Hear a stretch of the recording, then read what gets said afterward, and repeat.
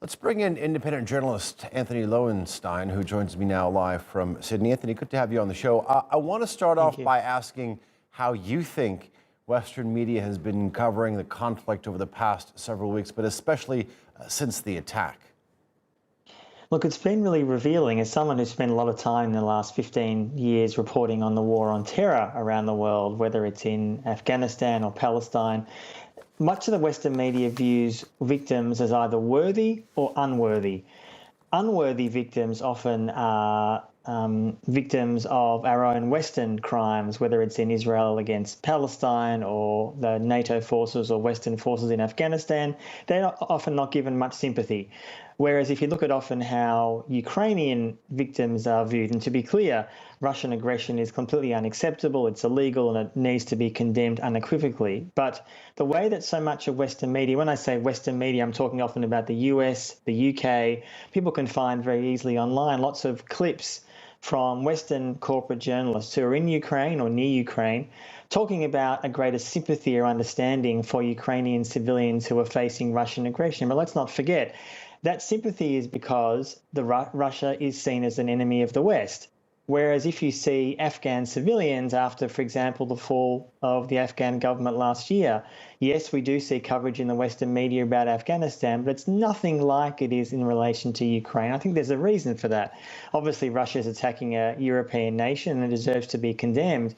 But I think the sense of worthy and unworthy victims, I think really plays into a deep-seated, not just a racism within a lot of Western press, but also a sort of sense of quasi-imperialism where certain wars are justified, but many others are not. And the language that's often used to describe that, I think, is very, very problematic. And I say that as someone who's a Western journalist who's often reported on these issues myself.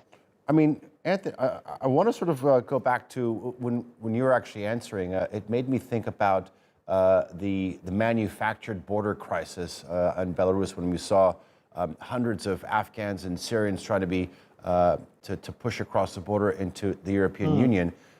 Just hours ago, we've heard statements from the president of the European Commission, Ursula von der Leyen, saying Ukraine, EU membership quite possible right now.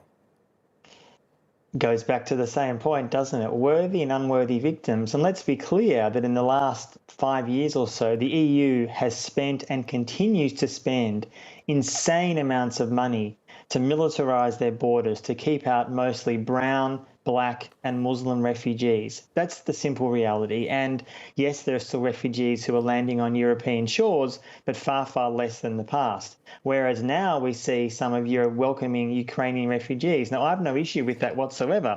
I welcome Ukrainians who are fleeing an incredibly violent Russian response to get access to European nations.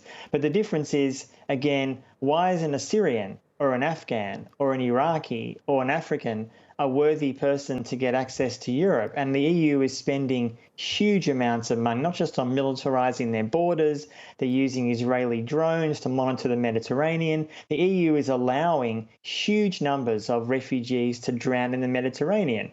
That's the simple, brutal fact. So they're unworthy victims, whereas worthy victims are Ukrainians and other, let's face it, white people who are coming from parts of Europe that the European Union wants to have inside their borders.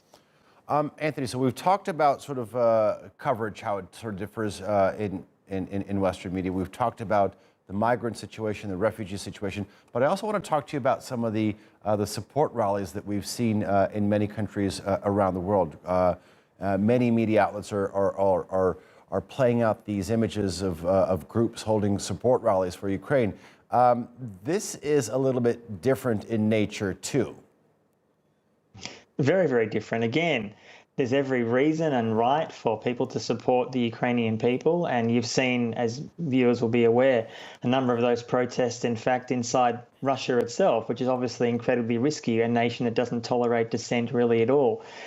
Look, the idea of solidarity with Ukraine is important, but again, it lacks any kind of nuance. Like, what exactly does that mean? A lot of people who oppose the realities of this current war say that Ukraine is not simply a victim of the entire situation in the last 20 years. Right now, Ukraine's undeniably facing incredibly illegal Russian aggression, but there is a legitimate question about Ukraine's far right. There are legitimate questions about neo-Nazis within the Ukrainian military. In the last few days, there's footage online, which is legitimate and credible, of Ukraine's far right elements of their military getting ready for battle. Now, that's a legitimate question. That doesn't justify Putin's aggression to say he wants to denazify Ukraine. That's an insane comment. And frankly, there are lots of neo-Nazis based in Russia as well in the last years. But the way that so many in the West view one conflict is different to others. Again, it goes back to worthy and unworthy victims. So as yes, there were huge protests about the end of the Afghan war last year when the Taliban won. But since Afghanistan is collapsed, there are millions and millions of Afghans that are facing mass starvation. There is not the same kind of interest and passion in the West to help those people. And the fact is, that's a lot to do with the fact that they're brown people and often Muslim. And I think there is this, not just a double standard, but a really ingrained racism that many people in my industry, meaning the media, don't see and don't want to see. And their coverage of Ukraine in the last few days often has shown up that hypocrisy. Antony Loewenstein, thank you very much. We're going to leave it there. I appreciate you sharing your experiences and your analysis. Thank you. Thank you.